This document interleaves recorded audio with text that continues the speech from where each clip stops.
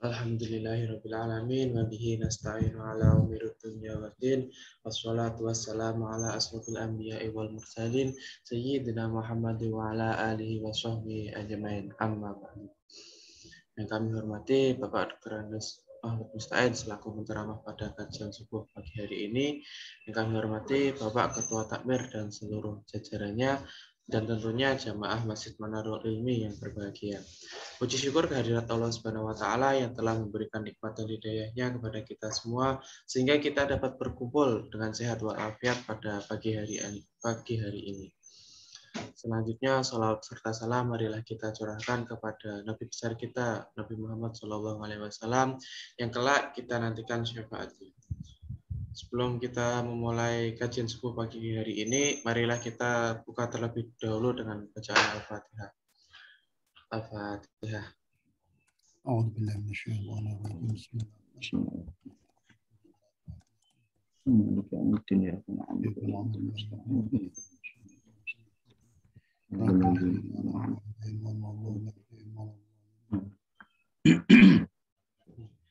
Baik, acara selanjutnya kami persilakan kepada Bapak Dr. Andes Ahmad Musta'id untuk memulai kajian subuh pagi hari ini. Padanya waktu dan tempat kami persilakan. Assalamualaikum warahmatullahi wabarakatuh. A'udzubillahi minasyaitonir rajim. Bismillahirrahmanirrahim. Alhamdulillahirabbil alamin wa bihi nasta'in 'ala umuri dunya waddin. Asyhadu an la ilaha illallah wa asyhadu anna Muhammadan 'abduhu wa rasuluhu la nabiyya ba'dah. Allahumma shalli wa sallim wa barik ala sayyidina Muhammadin wa ala alihi wa ashabihi wa tabi'in ajma'in. Rabbi shrah li sadri wa yassir li amri wa hlul 'uqdatam min lisani yafqahu qawli. Rabbi zidna ilma warzuqna fahma waj'alna min ibadika sholihin. Allahumma arina haqqa haqqan wa ittiba'ahu wa arina batila batilan wa istinabah. Allahumma inna a'udzubika an adilla audala azula auzala dalama audala ma'ajala yujhala ala ya'azzu jaruk majalakana ugala ilaha ghairuk. Bismillahirrahmanirrahim. Alhamdulillah tawakkaltu ala Allah la hawla wa la quwwata illa billah. Allahumma shalli janani wa adril haqqa ala lisani. Rabbana la tuzigh qulubana ba'da idh hadaytana wa hab lana min ladunka rahmatan innaka wahhab. Rabbana hab lana min ladunka dzurriyyatan wa dhurriyyatan thayyibatan basiratan min sami du'a. Allahumma sawwirhum hasanan thabbit qalbahum imanan bi rasulik. Allahumma sawwirhum hasanatan thabbit qalbahum imanan bi rasulik. Allahumma ij'alhum sholihan kamilan abidan zahidan jamilan hadiqan faqihan aliman nafi'an saliman hamidan wa'dan Qur'an. Allahumma ij'alhum sholihatan kamilatan abidatan zahidatan jamilatan hadiqatan faqihatan alimatan nafi'atan salimatan habidatan muhaddatan Qur'an. Allahumma tawal umruhum sahih jasadahum wa hasin huluqahum wa afsin lisanahum wa afsin sawtahum bi qiraatil Qur'an hadis bi barakati Muhammadin sallallahu alaihi wasallam. Rabbana atina fid dunya hasanah wa fil akhirati hasanah wa qina adzabannar wa qina adzabannar wa adkhilna al-jannata ma'al abrar ya aziz ya ghafur rabbil alamin. Subhana rabbil izzati amma yasifun wa salamun alhamdulillahi rabbil alamin. Amma ba'du. Bismillahirrahmanirrahim. Hadratin Nabi Mustafa sallallahu alaihi wasallam. Al-Fatihah. A'udzu billahi minasyaitonir rajim. Bismillahirrahmanirrahim. Alhamdulillahi rabbil alamin. Arrahmanir rahim. Maliki yaumiddin. Iyyaka na'budu wa iyyaka nasta'in. Ihdinas siratal mustaqim. Siratal ladzina an'amta 'alaihim ghairil maghdubi 'alaihim waladdallin. Amin.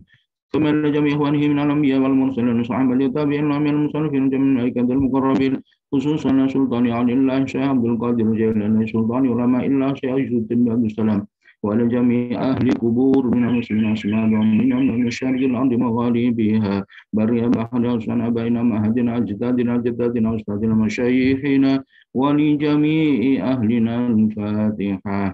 أعوذ بالله من الشيطان الرجيم. بسم الله الرحمن الرحيم. الحمد لله رب العالمين الرحمن الرحيم مالك يوم الدين إياك نعبد وإياك نستعين اهدنا الصراط المستقيم صراط الذين أنعمت عليهم غير المغضوب عليهم ولا الضالين آمين.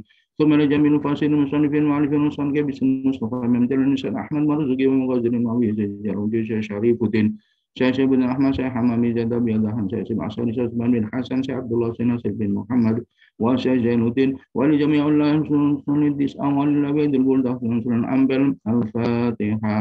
أعوذ بالله من الشيطان الرجيم. بسم الله الرحمن الرحيم. الحمد لله رب العالمين الرحمن الرحيم مالك يوم الدين إياك نعبد وإياك نستعين اهدنا الصراط المستقيم صراط الذين أنعمت عليهم غير المغضوب عليهم ولا الضالين آمين ثم إلى جميع قلوبنا وقلوب أهلنا وقلوب صحابتنا وقلوب من الذين يتعلقوا بحاجاتنا والذين ظلموا للآخر وآلهم وذريتهم وفروعهم وأصولهم لله لهم الفاتحة أعوذ بالله من الشيطان الرجيم بسم الله الرحمن الرحيم الحمد لله رب العالمين الرحمن الرحيم مالك يوم الدين إياك نعبد وإياك نستعين اهدنا الصراط المستقيم صراط الذين أنعمت عليهم غير المغضوب عليهم ولا الضالين آمين ثم خصوصا لتحسين مقاصد المقاصدة مقاصد الآخرة خصوصا لجمعيتنا نهضة العلماء وهذه الجمع الفاتحة أعوذ بالله من الشيطان الرجيم بسم الله الرحمن الرحيم الحمد لله رب العالمين الرحمن الرحيم مالك يوم الدين إياك نعبد وإياك نستعين اهدنا الصراط المستقيم صراط الذين أنعمت عليهم غير المغضوب عليهم ولا الضالين آمين ثم خصوصا لدفع جميع فتن هذا الزمن الله الفاتحة أعوذ بالله من الشيطان الرجيم بسم الله الرحمن الرحيم الحمد لله رب العالمين الرحمن الرحيم مالك يوم الدين إياك نعبد وإياك نستعين اهدنا الصراط المستقيم صراط الذين أنعمت عليهم غير المغضوب عليهم ولا الضالين رب اغفر لي ولوالدي وللمؤمنين آمين. Alhamdulillah para hadirin muslimin muslimat, mari kita selalu bersyukur pada Allah Subhanahu wa taala, memperbanyak baca sholawat. Semoga tambahnya rahmat dan keselamatan tetap kepada beliau Nabi Muhammad SAW, juga kepada keluarganya, sahabatnya, dan pengikutnya sampai kita semua akhir zaman. Dan mari kita tingkatkan takwa kita kepada Allah Subhanahu wa taala dengan sungguh-sungguh, sehingga dengan mempelajari ilmu ini kita akan mendapatkan hasil, bisa meningkatkan takwa kita kepada Allah Subhanahu wa taala. Hadirin hadirat muslimin muslimat, pada kesempatan ini, insya Allah ini terakhir.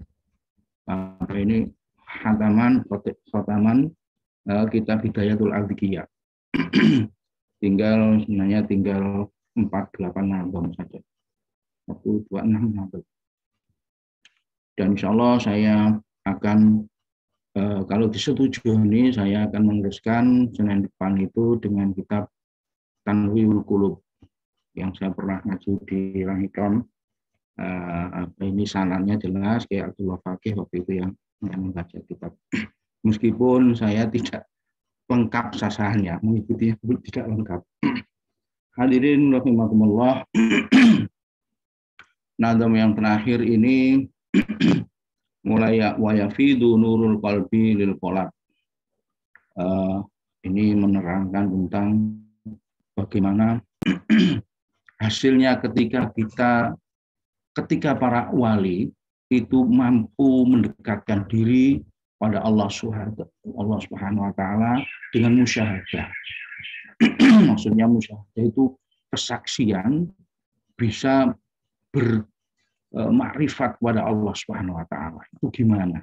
Itu diekspresikan kalau hatinya itu bersih, cemerlang karena sudah dibersihkan dari penyakit hati.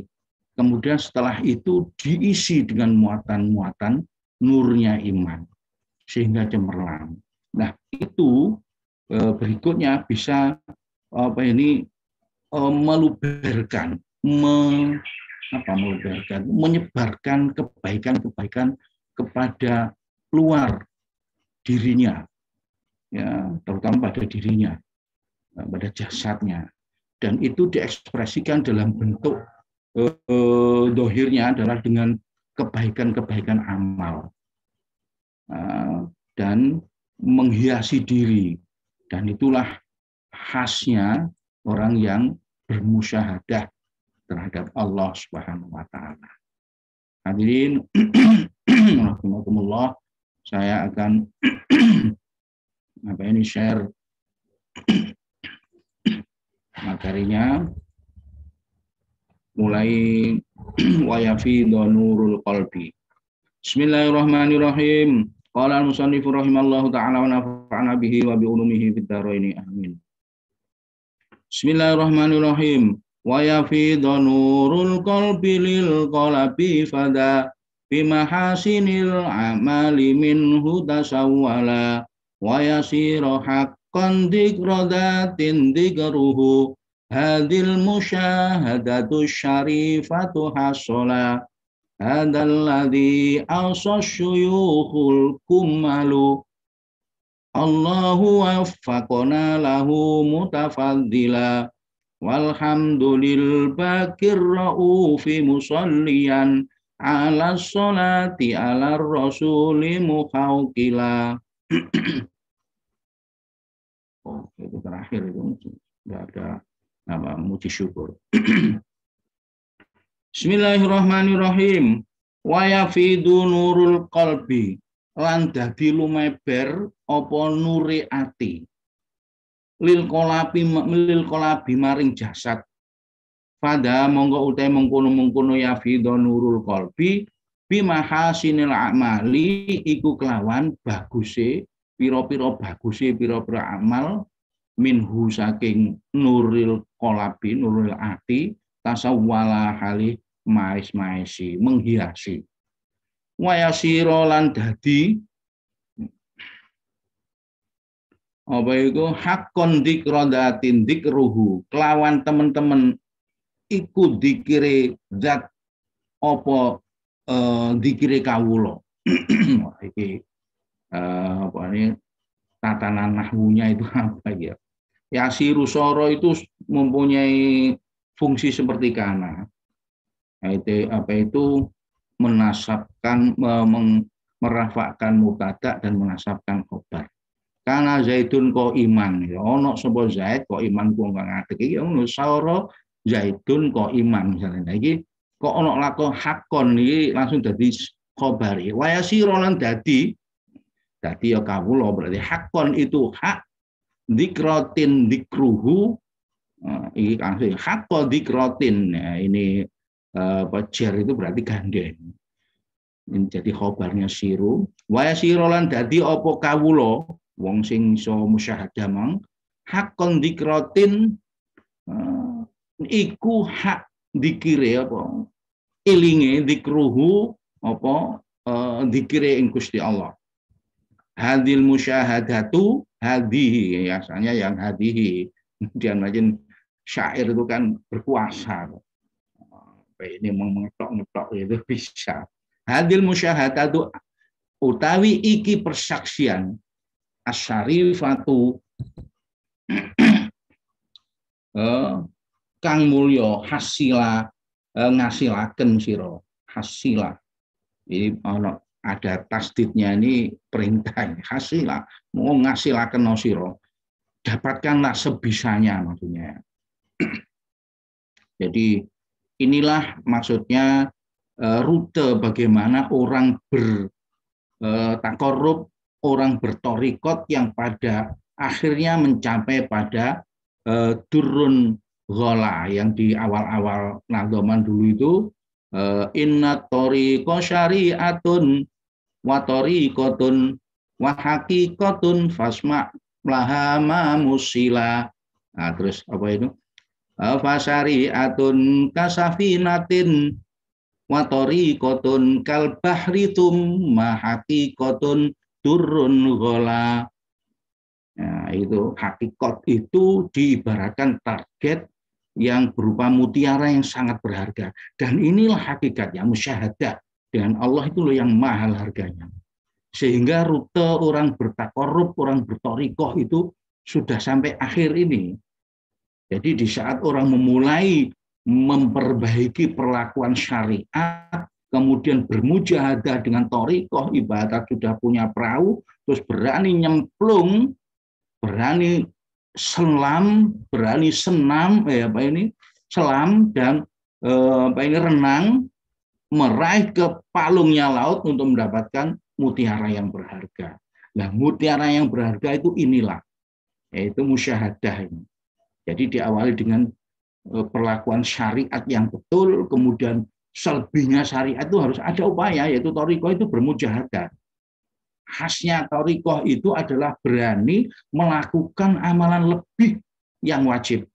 yang wajib sebagai syariat itu sudah otomatis, itu ibarat modal. Cara wong dagang ngono pokoke, kulai 100 didol 100 itu gak lebati. Ibarat orang menjalankan syariat yang cuman kewajiban-kewajibannya saja. Kalau kita niat bertorikot, niat menghasilkan hakikat, ya harus mendapatkan fadilah-fadilah kesunatan-kesunatan sebanyak mungkin. Dan itu digambarkan dengan mujahadah, riyadhah, bersungguh-sungguh. Ya, yang secara ringkas adalah membersihkan hati. Setelah hatinya bersih dari penyakit hati yang ekspresinya sebenarnya penyakit hati itu tokohnya kan takabur, hasud, toma, itu diekspresikan dalam perbuatan ya wong sombong, angkuh, hasud, iri, dengki, tomak, pengen mendapatkan yang lain yang lebih banyak. Nah itu kalau diekspresikan dalam amal itu penyakit hati. Kalau itu sudah dibersihkan, terus diisi oleh nurnya iman, yaitu berupa amalan-amalan tambahan tadi. Diutamakan dzikir, melakukan ibadah-ibadah sunnah. Bahkan dzikirnya itu setiap saat, setiap menghirup udara bernafas ini, isinya dzikir yang dalam, la ilaha illallah Muhammad Rasulullah. Keluarnya juga begitu. Itu topnya, notoknya dzikir itu begitu. Jadi nggak ada satu detik pun yang tanpa dzikir. Nah itulah, ya ini memang kamal, sempurnanya begitu. Nah, kalau kita saya ingat ketika tadi malam saya sampaikan bahwa dalam manajemen itu ada potensi konflik. Caranya menghilangkan potensi konflik itu basic yang mendasari penyebabnya potensi itu apa. Kemudian target tertinggi itu apa. Nah itu kalau dianalogkan pada thariqah ini, basicnya yang mulai dari syariat. Kemudian target tertingginya apa? Yang musyahadah kepada Allah.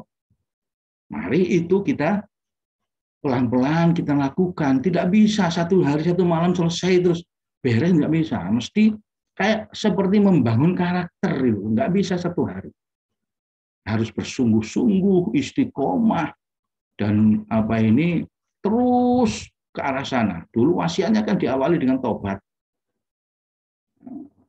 Tobat, kemudian ada zuhud, segala macam gitu. Bapak Ibu yang saya hormati, itulah sebenarnya hulnya kitab ini yang saya tangkap itu seperti itu. Jadi bagaimana Syekh Zainuddin ini membuat syair nyanyian yang supaya mudah. Saat tadi malam tuh ingat-ingat apa sih core-nya ilmu ini ya, itu saya ingat di dalam nadoman itu inna thariqa ila khairihi yang saya bacakan tadi. Ya, mudah-mudahan bisa hafal seterusnya gitu. Allahumma amin. Sebab dengan hafal itu kan mempermudah, ikatannya itu tidak lagi perlu melihat kitab tapi langsung memori kita ungkap gitu aja. Nah itu supaya mempermudah itu dibentuk lagu nyanyian, dan itu pada saat Kanjeng Nabi sudah ada. Bayangkan yang menciptakan Tolak al-Badru itu kan zaman Nabi itu. Ketika Nabi hadir di Madinah, disambut oleh sahabat Ansor dengan Tolak al-Badru. Masya Allah, 14 abad itu lagu itu masih semakin enak. Itu karena apa? Karena mengandung pahala, mengandung sholawat. Itu yang menginspirasi kenapa selalu enak. Hadirin rahimakumullah, mari kita kembali ke sini ya. Jadi setelah beberapa nadam di atasnya itu, ini kan muhimmah, itu sesuatu yang penting, kesimpulan yang penting. Bahwa intinya membersihkan hati, yang saya katakan tadi, dengan kotoran-kotoran itu kita bersihkan. Caranya gimana? Ya rajin istighfar. Saya ingat bahwa musibah terbesar setelah su'ul khotimah itu adalah dosa yang tidak pernah diistighfari. Jadi musibah terbesar itu su'ul khotimah, tidak bisa recovery lagi. Kalau su'ul khotimah ya apa wis takdir, wis sudah berjalan. Tinggal nunggu perbaikan-perbaikan dari amalan jariahnya ada enggak yang bisa meringankan. Nah, musibah ranking di bawahnya itu adalah dosa yang tidak pernah diistighfari. Dan itu masuk akal. Dosa kecil-kecil dijarno wae. satu titik hitam dalam hati, kalau dibiarkan saja, itu pasti ketumpuan titik yang lain. Hadirin rahimakumullah, karakternya berbuat baik dan berbuat maksiat, itu hampir ada analoginya. Orang kalau sudah berbuat baik, satu saja pintu surga itu dilakukan, itu insya Allah pintu surga yang lain itu terlaksana. Wong seneng ngelakoni sholat sunat, insya Allah ibadah yang lain ketularan. Seneng zikir, seneng baca Quran, seneng sedekah. Begitu juga analogi kebalikannya. Kalau orang berani melakukan maksiat salah satu molimo itu, yang lain ketularan. Kenapa demikian? Ya karena luka. Kalau sudah luka itu angel. Tambahannya kalau nggak pelan-pelan gitu. Nggak disadari kalau itu luka. Wah, tambah ketambahan luka. Ya itu ceritanya Syekh ulama besar dulu zaman Khalifah siapa namanya Syekh Basir. Itu ulama sangat terkenal, alimnya. Nah, begitu tergoda dengan minuman meskipun sedikit, langsung oleh, akhirnya dosa besar yang lain terlakukan semua. Akhirnya naudzubillah mati dalam gantungan itu dipaksa oleh setan untuk mengakui bahwa setan itu Tuhannya. Itulah. Itu cerita kisah bagaimana setan itu pintar mengganggu manusia, menggoda manusia. Hadirin rahimakumullah, mari kita upayakan sebisa mungkin ya. Kita sudah tahu trace-nya, tahu bahan awalnya dan tahu goal-nya, ghayatul ghaya itu musyahadah. Dan mari kita upayakan dengan ilmu ini kita rasakan, tidak hanya kita pahami. Kita rasakan, kita ngerasakan gitu. Saya yakin semua orang itu sudah punya embrio merasakan nikmatnya iman, nikmatnya melakukan ibadah itu sudah punya.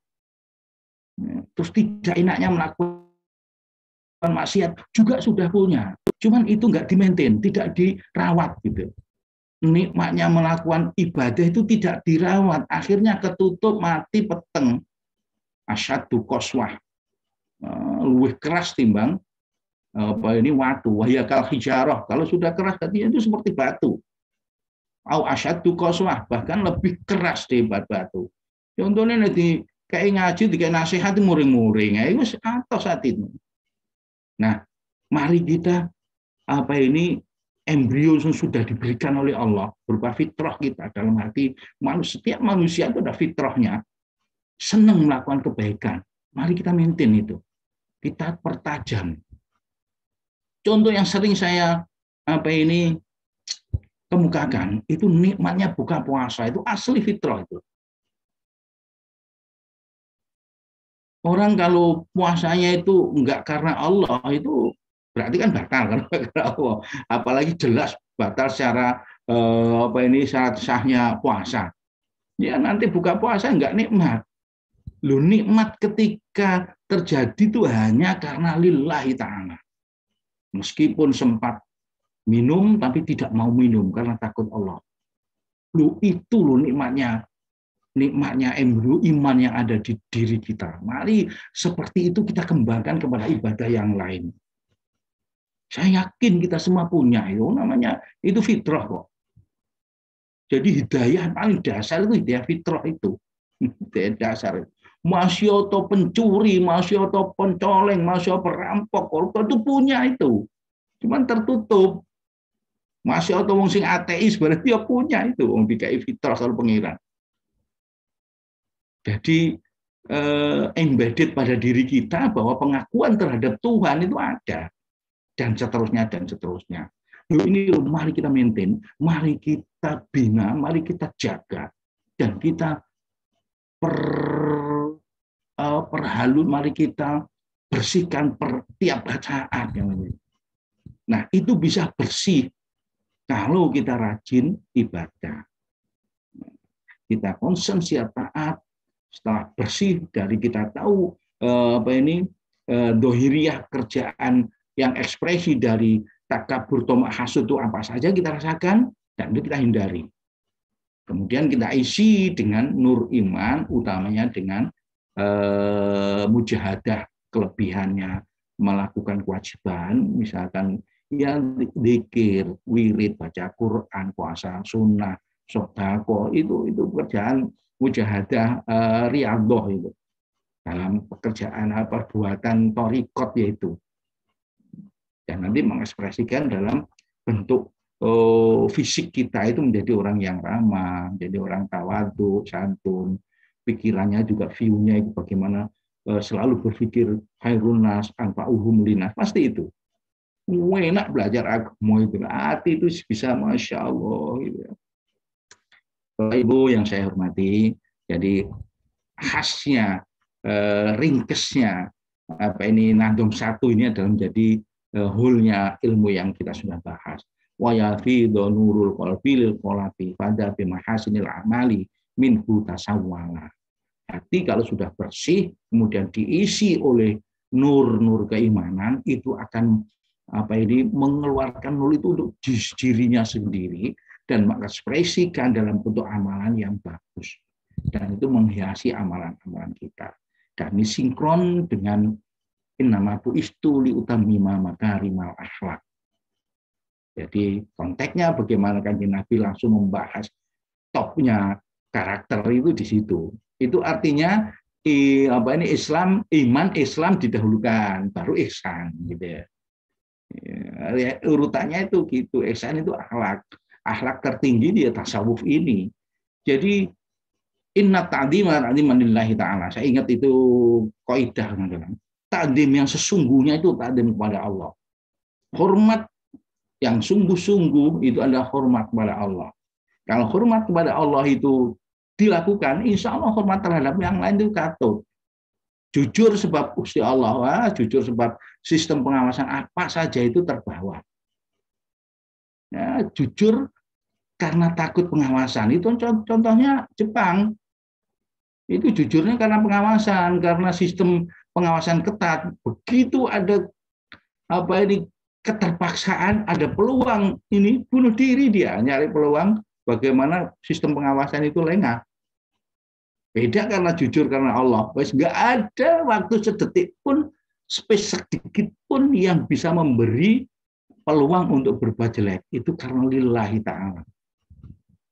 Sebab Allah selalu bersama manusia, bersama kita, bersama makhluknya. Itu loh, Bapak Ibu yang saya hormati. Dengan rasa ini, mari kita cara membangun itu jelas gitu loh, enak gitu. Saya ingin menampilkan rasa itu sungguh sangat berarti, sungguh sangat menjadi, kalau ilmu yang sudah bisa dirasakan itu sudah notok. Saya pernah mempunyai pengalaman kerja. Ketika semester 5 kuliah di Bandung, saya aktif dalam bimbingan LBIT, Lembaga Bimbingan Informasi dan Teknik kalau nggak salah itu. Saya diamanai menjadi direktur bimbingan komputer. Bayangkan itu tahun 85, anyar-anyari komputer. Saya tawarkan di SMA-SMA negeri, termasuk SMA-SMA Islam, Ma'arif, Muhammadiyah, PGII, saya tawari. Senang sekali. Teori saya berikan di kelas, praktek dibawa ke ITB. Anak SMA dibawa ke ITB, Masya Allah. Bukan main senang ya. Nah, itu saya rasakan. Satu semester saya merasakan bekerja, saya digaji 350.000. Padahal kiriman saya per bulan hanya sekitar 30.000. Jadi hampir 12 kali lipat saya digaji. Rasa ini membuat tanggung jawab saya itu penuh. Sehingga kuliah saya harus saya kerahkan. Karena kuliah kan tanggung jawab pribadi. Kalau sudah kerja, saya mendapatkan gaji, saya tanggung jawab kepada peserta. Waktu itu tercapai 300 sekian gitu pesertanya. Ya, utamakan SMA-SMA Islam dan SMA negeri. Itu saya rasakan. Wah, saya kalau mengikuti terus kuliah bisa nggak karuan. Sehingga satu semester saya hanya lulus 7 SKS, saya terus putuskan mengundurkan diri. Saya ini ke Bandung kuliah. Sebab saya dimarahi oleh orang tua saya. Gue ada, tuh ikut kuliah saya kira bergawe, lumayan bergawe saya pikirkan. Sing penting saya sudah merasakan ngono ya rasanya tanggung jawabnya bergawe. Karena sudah menerima gaji. Beda rasanya dengan kuliah.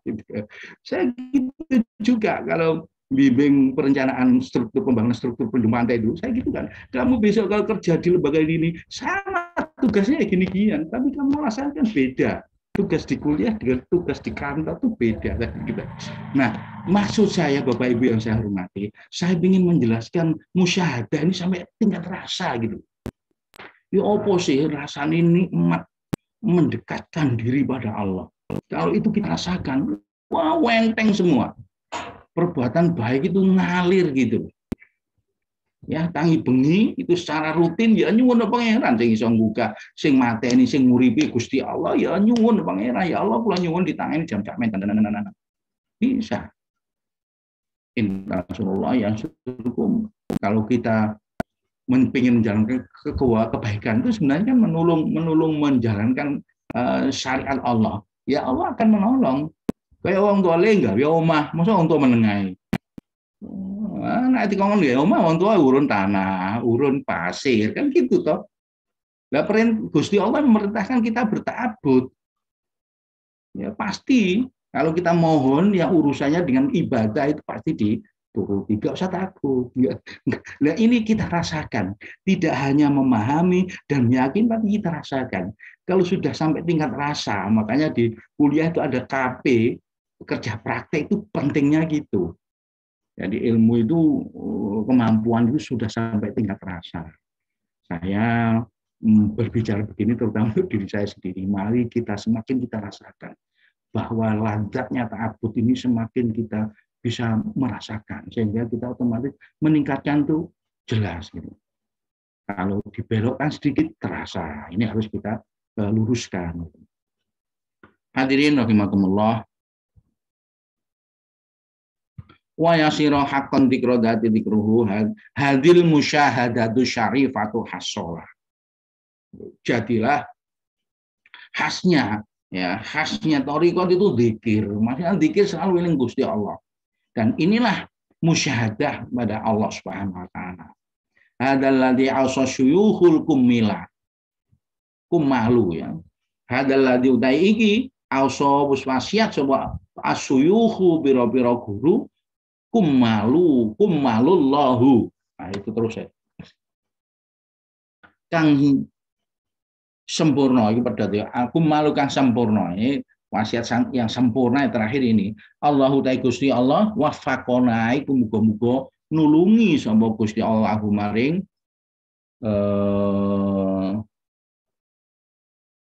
nah ini domirnya itu kepada mendoakan kepada musonef, pada autor, pada pendiri nadom ini. Muga paring pitulung lahu maring Kyai musonef yaitu Kyai Zainuddin mutafadila kelawan kaanugrahane Gusti Allah. Walhamdulillah puji lil baqi niku kagungane Gusti Allah kang mempunyai sifat al-baqi tetap. Ar-Raufi kang mempunyai sifat welas, musallian. Nah ini ini yang musallian ini sudah nyambung salawat ini. Alhamdulillahil baqi ar-Raufi musallian ala halih apa itu tumekani rahmat ta'zim ala kelawan luhur as-sholati luhur ala rasul iku muga-muga tetep nyantasi rasul muhawkila kali apa hawala itu la haula wala quwata illa billah halih maca la haula wala quwata illa billah. Jadi kalau apa ini basmalah itu rupanya bismillah. Kalau apa ini hauqala itu rupanya la haula wala quwata illa billah. Istirja itu rupanya inna lillahi wa inna ilaihi raji'un. Jadi namanya itu beda dengan yang di apa ini lafalnya. Tapi saya ya sing kudu aku mari kita baca basmalah gitu. Keliru. Mari kita baca basmalah ya bismillahirrahmanirrahim. Nah, itu namanya basmalah. Hauqala, mari kita baca hauqala. Kalau salah begitu. Mari kita baca hauqala ya la haula wala quwata illa billahil aliyyil azim. Mari kita baca istirja ya innalillahi wa inna ilaihi raji'un gitu. Ya ana guyune kan enak oleh kok. Bapak Ibu yang saya hormati, mungkin ini mudah-mudahan apa yang kita bahas mulai dari awal sampai akhir ini mendatangkan manfaat, Allahumma amin. Bisa menjadi penyebab kita dapat hidayah dari Allah Subhanahu wa taala. Amin. Bisa meningkatkan keikhlasan kita, bisa meningkatkan sabar, bisa meningkatkan rasa syukur, meningkatkan takwa kepada Allah Subhanahu wa taala dan mendatangkan ridhonya. Ala hadiniya sholihah susunila mu'allifi hadal kitab Al-Fatihah. Bismillahirrahmanirrahim. Alhamdulillahirabbil alamin arrahmanir rahim. Maliki yaumiddin iyyaka na'budu wa iyyaka nasta'in.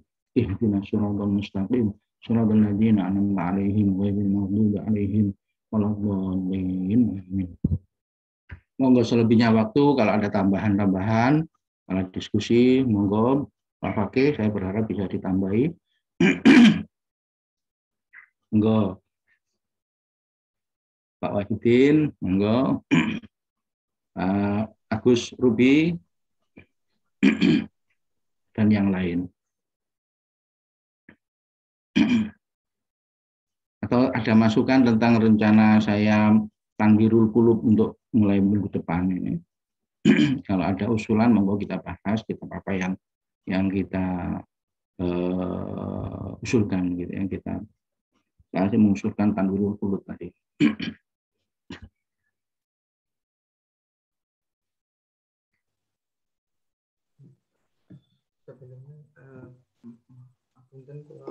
Monggo, masih mute Pak Fakih. Nah, tak tambahi. Oke, alhamdulillah. Saya itu mau ngelitik sampean. Alhamdulillah. Iya, katanya nyambut gawe, tanggung jawab kepada orang yang bayar kan gitu kan. Tapi kalau kuliah urusan pribadi enggak begitu. Sampean kuliah itu kan dibiayai orang tua. Jadi tanggung jawabnya pada orang tua juga. Oh gitu ya? Iya. Jadi sakjane sampean ngajar komputer itu penyelewengan terhadap tanggung jawab. Ngono ya. Iya. Tapi wis keliwat ya, Pak. Aku disewen nih, Pak. Ya Allah, ya wis kau maneh. Dapat pengalaman. Nggih, terus kata balen nih, Pak. Aku yang kerja pada ae, makanya sekolah isu. Waktu S1, aku itu 6 tahun, sajane kan 5 tahun. 6 tahun, gara-gara yo kerja. Tapi semenengah yo paling butuh.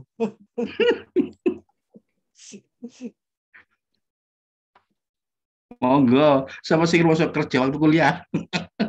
Saiki madul iki saiki. Oke. Assalamualaikum Ustaz Mustain. Waalaikumsalam warahmatullahi wabarakatuh. Saya ada pertanyaan. Monggo. Kebetulan saya kan sekarang kan ada keinginan ambil S2 lagi persiapan. Mungkin izin minta motivasi supaya belajar lebih giat sambil bekerja sekarang. Kebetulan saya kan satu fakultas sama dengan Matur nuwun. Alhamdulillah. Nah, ini kalau menjawabnya sebenarnya semua di antara kita bisa jawab dan mempunyai track record sendiri-sendiri. Yang jelas menurut saya yang tidak bisa ditawar itu kerja keras. Kerja keras dohir batin itu tidak bisa ditawar. Saya menyampaikan kisahnya Pak Habibie sukses. Itu saya tertarik, yang mungkin sudah pernah saya ceritakan di majelis apa saya lupa. Pak Habibie itu sekian tahun itu kalah dengan selalu nomor 2. Pertama itu orang Yahudi. Nah, akhirnya Habibie ini ditanya apa rahasianya kok selalu tinggi nilainya di atas saya terus ini. Ditanya sekali 2 kali nggak jawab, akhirnya diuber terus. Jawabannya mengagetkan.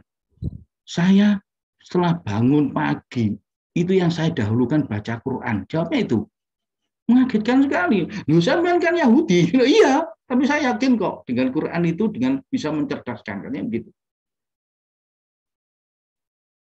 Ya Pak Habibie, ini dalam bukunya ada buku kisahnya Pak Habibie.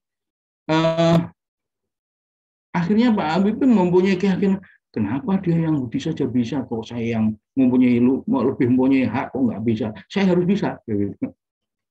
Dia terus dia lakukan itu. Ya itulah rutenya nasihat itu bisa lewat orang luar juga atau pangeran menjadikan itu. Akhirnya tembus ranking pertama akhirnya Pak Habibie, nggak tahu tidak diceritakan atau ceritanya itu bisa mendahului, bisa mengungguli dari orang Yahudi itu sampai mendapatkan judul crack people atau people. Dan khasnya kan membahas tentang retaknya bahan-bahan pesawat dengan beda tekanan yang tinggi itu, cracking itu, retak itu loh.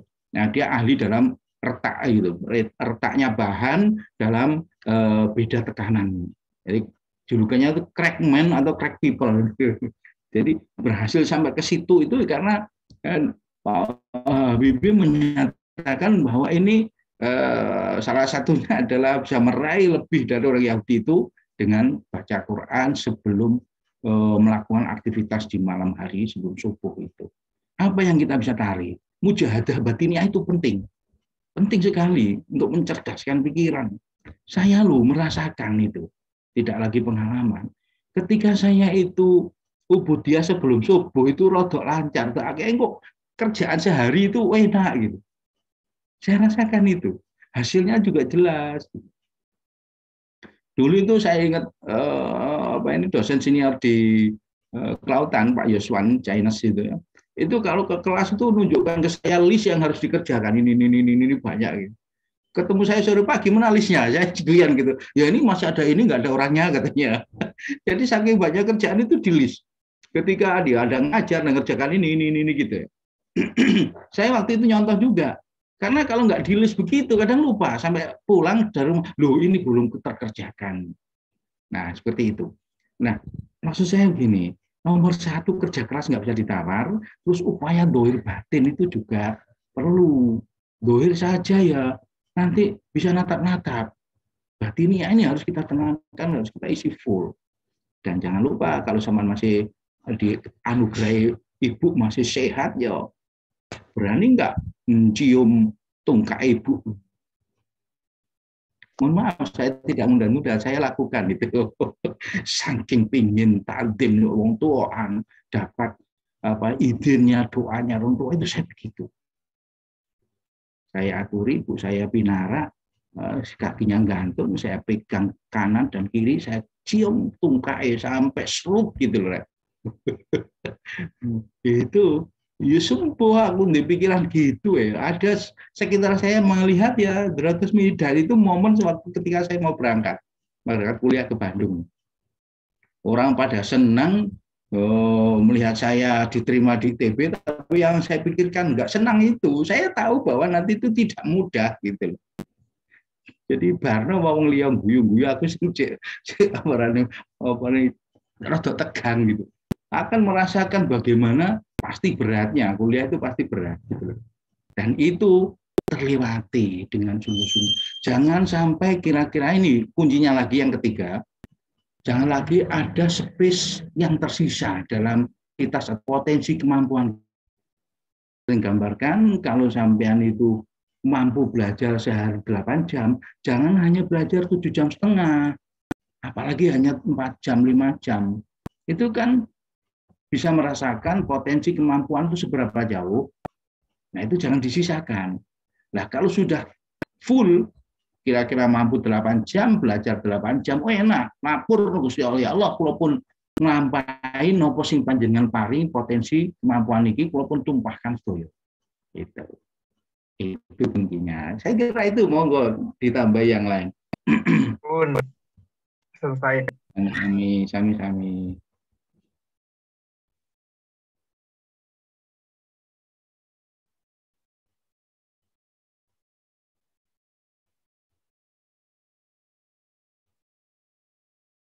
Saya mohon hataman ini ditungani Pak Fakih atau Pak Wahidin nggih, mun sewu marokae jenengan-jenengan.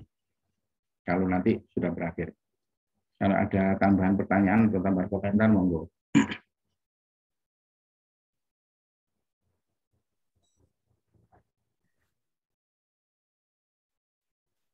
Monggo kalau ada pertanyaan yang lain, masih ada waktu 20 menit. Monggo silakan.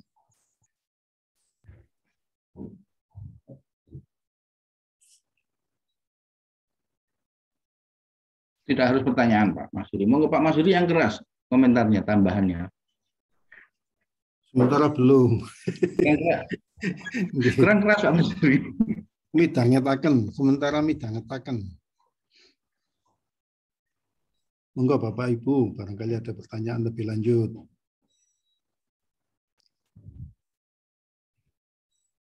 Pak Yainul Asrori. Prof. Agus ini, Prof. Agus, kurang keras ini suaranya.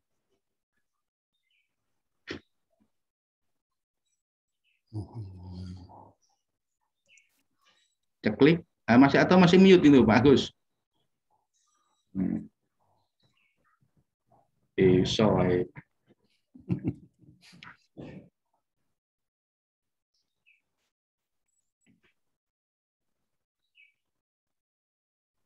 Baik, saya mohon maaf kalau selama ini omongan saya menyakitkan, barangkali menyentuh, barangkali menyinggung. Sungguh tidak ada unsur kesengajaan. Saya ingin segala sesuatunya itu mendapatkan ridho Allah. Amin, amin. Monggo bagus. Nah, betul. Napa niki? Monggo.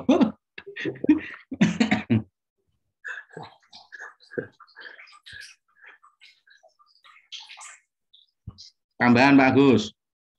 Oh, tambahan. Nggih, alhamdulillah ini apa namanya? Sekedar untuk karena aja ini apa?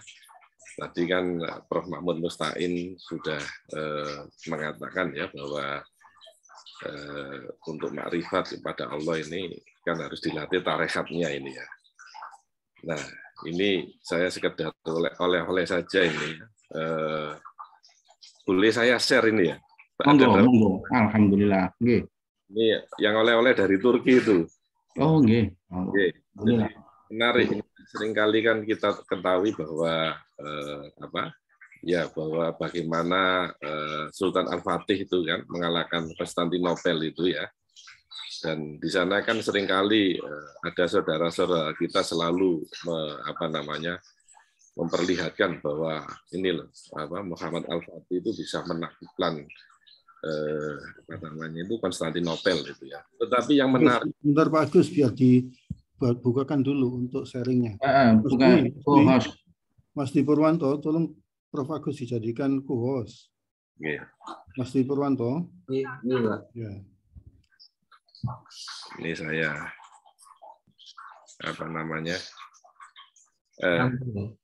sebentar saya dulu ya saya tak masuk lagi dengan akun yang lain ya. Nampaknya filenya itu ada di komputer satunya. Diceritakan Pak, ini ngono Pak. Diceritakan aja. Iya. Jadi gini, bahwa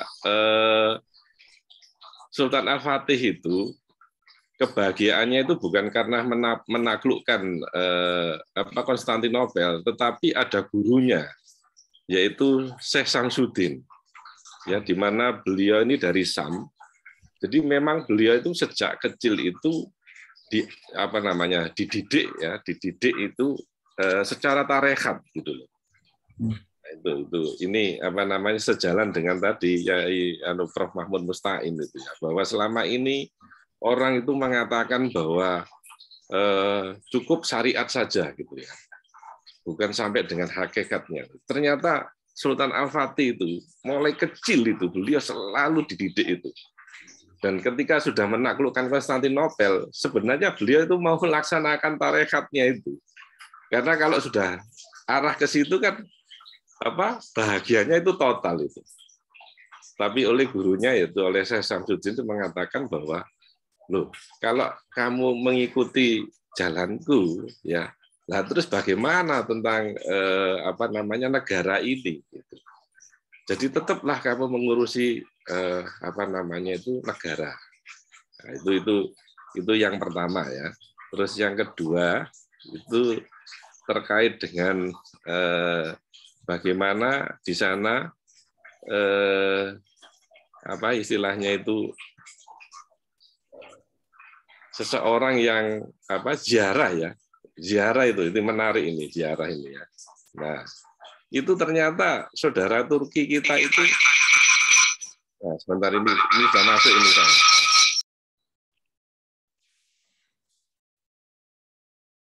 Oh, di mute dua-duanya, Pak. Yang satunya dimatikan, Pak. Satunya dimatikan, yang dimatikan. Yang hijau dimatikan, yang masjid dinyalakan. Oke, sip. Ini biar saya biar saya lebih tahu gambarnya gitu.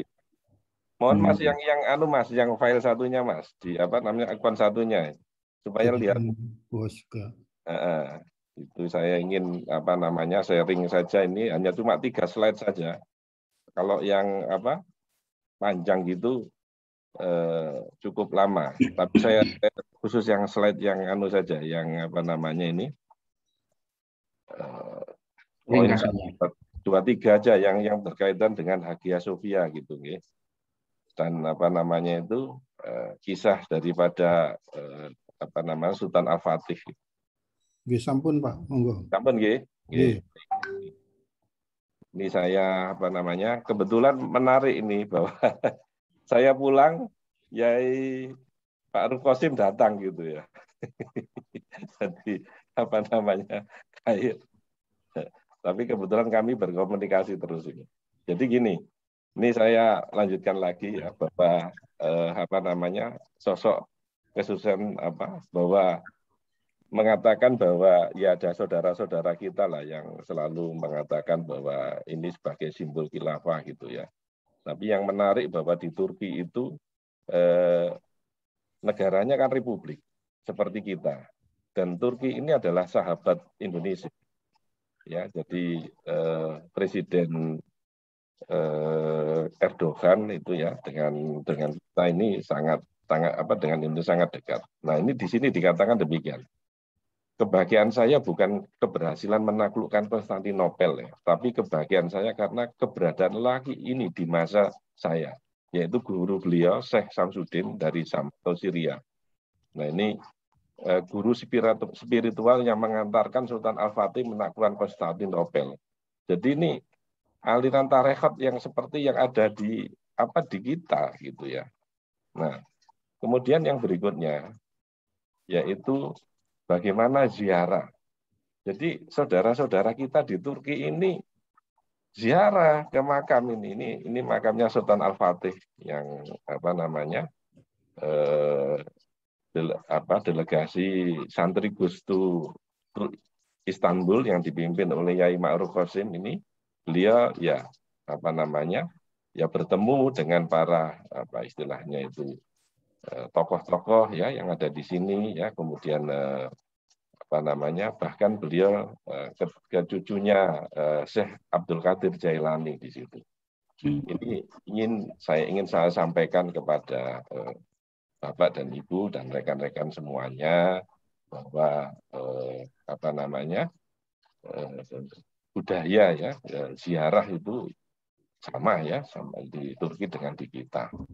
Maka di sini bisa menafikan beberapa pendapat dari selalu yang membid'ahkan terkait dengan ziarah. Ini sekedar untuk 2 saja. Sebenarnya banyak sekali yang ada terkait dengan sains dan teknologi, tetapi nanti bisa di lain kali saja gitu. Demikian Yai Ma'ruf. Yai. Alhamdulillah. Oke, matur suwun sangat. Sana baik Mas Said. Monggo. Iya, ini ada saya melanjutkan ceritanya Prof. Agus Ruby tentang Muhammad Al-Fatih itu ya. Saya pernah baca itu. Jadi Syekh Samsudin itu mendidik Al-Fatih itu demikian kerasnya. Jadi benar-benar diperlakukan sebagai seorang murid walaupun dia itu anak raja. Ya. Walaupun dia itu anak raja. Nah, ini. Leres. Nah, terus kemudian beliau ini karena sikap gurunya seperti itu, terus kemudian terobsesi oleh gurunya itu, maka sangat patuh pada gurunya dan gurunya keras sekali.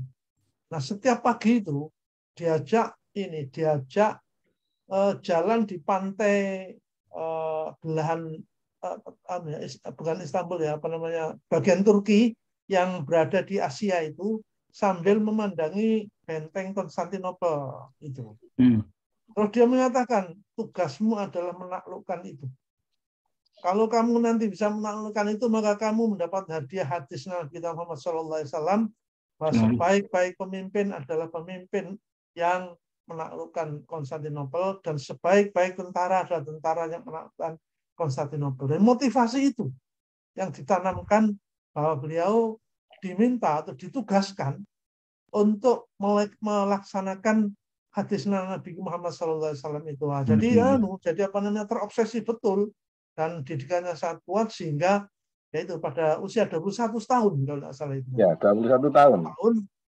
Beliau berhasil menaklukkan Konstantinopel itu. Dan ini apa namanya yang paling penting itu adalah usaha kerasnya untuk menaklukkan itu macam-macam. Yang pertama, dia itu membuat terowongan dari pantai itu, laut itu, terus kemudian maunya menjebol dari bawah benteng. Segala macam ini usaha dilakukan gitu. Nah, diketahui seperti itu, ketika hampir jebol, ketika benteng itu hampir tembus dari bawah itu, orang-orang Konstantinopel itu membakar bulu angsa. Bulu angsa terus ditiupkan ke dalam terowongan itu, sehingga tentara yang ada di dalam itu mati semua gara-gara menghisap udara yang dibakar bulu angsa itu yang seperti belerang itu. Mati semua sampai segitu. Terus berikutnya lagi usahanya adalah ini. Ada seorang Norwegia yang menemukan meriam raksasa. Itu mau dijual ke Konstantinopel, enggak mau membeli, akhirnya dibeli oleh Al-Fatih itu.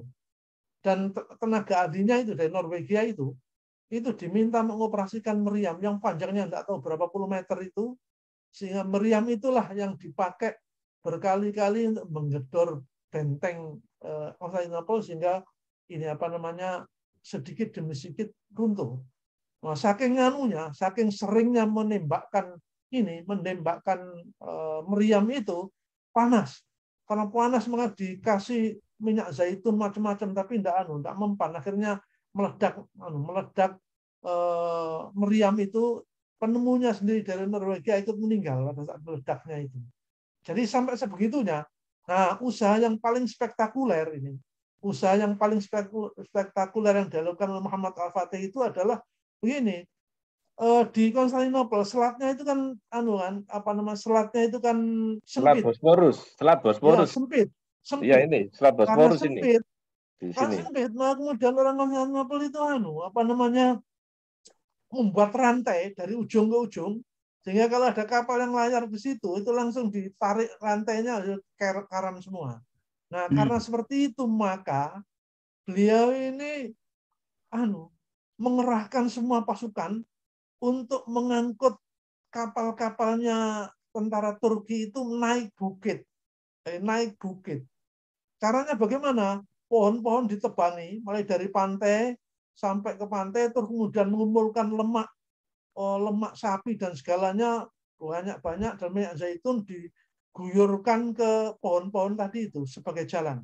Nah, kemudian kapal-kapal itu didorong oleh tentara naik bukit terus turun di laut seberangnya. Nah, karena posisi seperti itu hanya dalam waktu 24 jam itu kalau nggak salah dia berhasil menaikkan itu 96 kapal. Hanya dalam waktu 24 jam mendorong kapal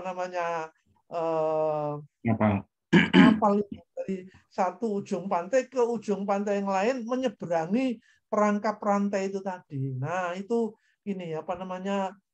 keberhasilan antara lain juga dari itu. Tetapi yang penting itu adalah ini, usaha kerasnya.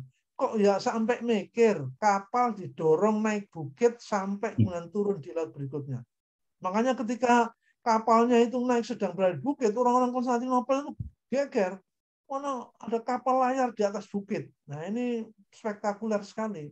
Nah, kemudian ini sampai berhasil dan jatuhlah ini. Dan kemudian happy endingnya adalah ketika sudah berhasil menaklukkan, dia tidak melakukan kekejaman apapun, tetapi mengampuni semua yang menyerah dan sebagainya. Nah, Raja Konstantin pada saat itu hilang. Hilang itu mungkin dugaan saya, dia itu menyamar seperti Hitler lah. Menyamar terus keluar enggak tahu di mana. Tapi yang jelas adalah ketika dia masuk Hagia Sophia yang dipenuhi dengan orang-orang Nasrani yang mengungsi dan juga ada beberapa orang pastor yang ada di sana, semua sudah ketakutan. Tapi ketika sudah masuk, diberi penjelasan bahwa tidak akan ada pembalasan dendam dan sebagainya. Umat-umat ini orang Nasrani masih boleh beribadah sesuai dengan agamanya dan seterusnya. Ini poin saya itu begini. Yang pertama, seperti dikatakan oleh Prof. Agus Rubi tadi, dia itu torikotnya kuat. Torikotnya kuat, dasar keyakinannya kuat. Yang kedua adalah motivasi yang diberikan sejak kecil membentuk usaha itu. Yang ketiga, usaha keras untuk merealisasikan apa yang diyakini itu. Nah, ketika berhasil, dia tidak lupa diri. Nah, dia tidak lupa diri, tetapi masih tetap dalam rel apa yang seharusnya dilakukan. Nah, ini menariknya gitu ceritanya Muhammad Al-Fatih ini. Nah, saya tambah sedikit. Saya selalu bilang, Turki itu bisa maju. Pasti bisa maju. Iran itu juga pasti bisa maju. Mengapa? Karena tidak ada konflik antara akar rumput dengan elitnya. Baik itu elit politik, elit ilmu pengetahuan maupun elit. Apa maksudnya? Maksudnya seluruh Turki itu adalah Ahlus Sunnah wal Jamaah. Mulai dari grassroots-nya sampai pimpinannya Ahlus Sunnah wal Jamaah. Jadi tidak ada konflik.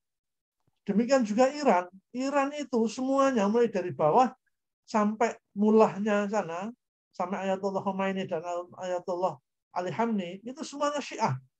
Jadi tidak ada konflik antara grassroots dengan elitnya. Nah, Indonesia ini nggak benar. Grassroots-nya selalu dicaci maki oleh elitnya. Nah, selama Indonesia itu masih begitu, nggak akan bisa maju. Untuk maju bagaimana? Grassroots dan elit ini harus sama. Satu visi Ahlus Sunnah wal Jamaah semua. Itu baru bisa. Jangan gegeran kok isinya. Yang orang bawah grassroots-nya disalah-salahkan, yang elitnya lain. Nah, makanya gerakan ini bagaimana caranya menyatukan grassroots dengan elit semuanya, mulai dari elit pemerintahan sampai elit ilmu pengetahuan dan sebagainya dalam satu faham Ahlus Sunnah wal Jamaah, itu amat sangat strategis untuk meraih kejayaan Indonesia ini. Nah, itu diperlukan. Ya, itu tambahan saya, Pak Mustain. Ini sekalian nambahi Rama Yai Fakih ini ya, bahwa Hagia Sophia ini ketika ditaklukkan itu kan gereja ya, kemudian diubah jadi masjid ya. Tapi ini kan istilahnya papasan peran ya, tapi ini kan diibahkan. Makanya sekarang tahun 2015 itu saya ke sini masih sebagai museum. Sekarang sudah difungsikan sebagai masjid. Jadi waktu difungsikan sebagai masjid itu kan Presiden Erdogan langsung sholat di sini ya. Ini kondisinya di dalam. Jadi di atas ini masih ada patung-patungnya di atas ini. Makanya patung-patung itu dibiarkan tetapi ditutup dengan kain putih. Ya. Ini di atas ini ditutup kain putih nih. Ditutup kain putih. Kain putih ya. Kemudian di kanan kiri ada ya Allah dan Muhammad gitulah, dan beberapa ada ayat kursi di bawah dan sebagainya. Dan yang menarik di dalam masjid ini ada satu daerah ya, ada segi empat ini. Ini dulu bekas kuil kalau sebelum zaman ada Kristen itu. Dan yang berikutnya ini dijadikan tempat suci bagi umat Kristen. Maka di sekitar segi empat ini tidak diperkenakan sholat. Ya, karena dianggap ini tempat suci bagi Kristiani. Maka kita kalau sholat itu ya di depan. Ini saya kebetulan berada di depan atau di sekelilingnya. Jadi yang ada segi empat ini tidak diizinkan untuk dipakai untuk sholat. Ini sekedar untuk menambahkan ya toleransi yang begitu tingginya gitu ya. Nah itu kira-kira gitu. Nanti kalau iya, ingat saya Prof Agus, Ayah Sofia itu dibeli oleh Al-Fatih, terus dibakar di masjid pada saat itu. Jadi ini betul dibeli. Jadi nah terus menarik ini yang dirampas. yang tadi itu ahli sunnah wal jamaah ya. Jadi benar Yai Fakih itu tadi dikatakan ya bahwa di Turki itu satu komando sehingga perkara vaksin gitu ya ini salah satu ini ini ada salah satu yayasan Deneyap ini ya. Jadi yayasan Deneyap ini bahkan sains dan teknologi. Jadi kenapa tadi bisa maju ya? Karena memang satu komando vaksin semua gitu loh, 80%. Dan vaksinnya apa? Sinovac. Awal itu vaksinnya Sinovac ini. Vaksin 80% penduduknya. Kemudian tadi komandonya sama gitu ya. Ada itu. Makanya kadang kita itu rindu seperti itu. Dan juga walaupun orang selalu pro dan kontra ya dengan presidennya. Tetapi foto Presiden Kemal Atatürk itu ada di mana-mana. Yang kita berharap juga Presiden Soekarno itu juga ditempel itu sehingga anak-anak itu tahu gitu ya. Nah iya. Jadi simbol persatuan itu diletakkan di mana? Jadi di semuanya. Ini sekedar untuk gambaran ya. Untuk Yayasan Deneyap ini ya, motivasi ya, training kepada anak mulai dari sains gitu ya, teknologi gitu ya, kemudian entrepreneur. Nggih, matur suwun Pak Agus. Nih, saya kira sudah jam 6 ini. Alhamdulillah, matur nuwun semuanya. Alhamdulillah. Monggo nun sewu nyun barokah Pak Fakih atau Pak Wahidin atau cara duanya. Yang satu monggo ditutup dengan doa. Pak Wahyudin yang belum bicara, Pak Wahyudin berdoa. Saya minta Pak. Pak Wahyudin mana Pak Wahyudin tadi? Masih mute Pak Majid. Sing donga sing kopian. Ya iki masih kopian.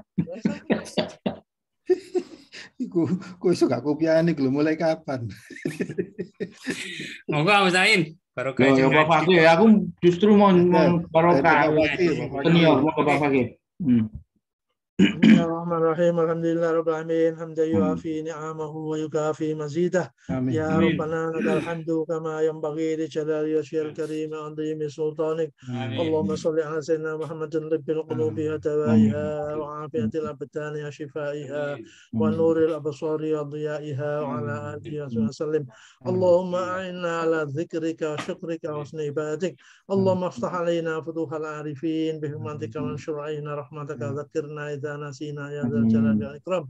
Allahumma rzuqna fahman nabiyyin hifdzal mursalin ilhamal malaikatal muqarrabin bi rahmatika arhamar rahimin. Allahumma ij'alna waj'al auladana waj'al talamidana min ahlil ilmi wa ahlil khair wa la taj'alna wa iyyahum min syarril ghair. Rabbana hab lana min azwajina dhurriyyatina qurrata a'yun waj'alna lil muttaqina imama.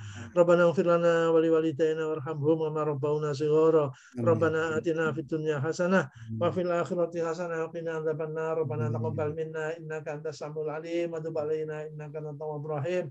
Wa sallallahu ala sayyidina Muhammadin wa ala alihi wa sahbihi ajma'in. Subhana rabbika rabbil izzati amma yasifun wa salamun alal mursalin walhamdulillahi rabbil alamin. Al-Fatihah. Bismillahirrahmanirrahim. Maliki yaumiddin. Iyyaka na'budu wa iyyaka nasta'in. Ihdinas siratal mustaqim. Siratal ladzina an'amta 'alaihim ghairil maghdubi 'alaihim waladdallin. Amin. Assalamualaikum warahmatullahi wabarakatuh. Waalaikumsalam warahmatullahi wabarakatuh. Pak Mustain, nggih setuju minggu ngajeng Tanwirul Qulub nggih. Kitabe. Gimana Pak? Minggu ngajeng kitabe Tanwirul Qulub nggih. Oh nggih, Tanwirul Qulub insyaallah. Nggih, matur nuwun. Alhamdulillah. Monggo Mas Dwi ditutup Mas Di Purwanto. Nggih, matur suwun. sampaikan kepada Prof. Mustain dan juga Bapak dosen yang lain yang telah memberikan ilmu pada pagi hari ini. Semoga apa yang kita dapatkan ilmu pada pagi hari ini bermanfaat kelak ke depan. Dan semoga kita diberi kesehatan dan kelancaran dalam menjalankan aktivitas pada pagi hari ini. Dan juga terima kasih kepada jamaah semuanya yang telah menghadiri kajian ibadah subuh hari ini. Saya selaku moderator, mohon maaf jika ada salah. Assalamualaikum warahmatullahi wabarakatuh. Waalaikumsalam. Salam warahmatullahi wabarakatuh. Waalaikumsalam.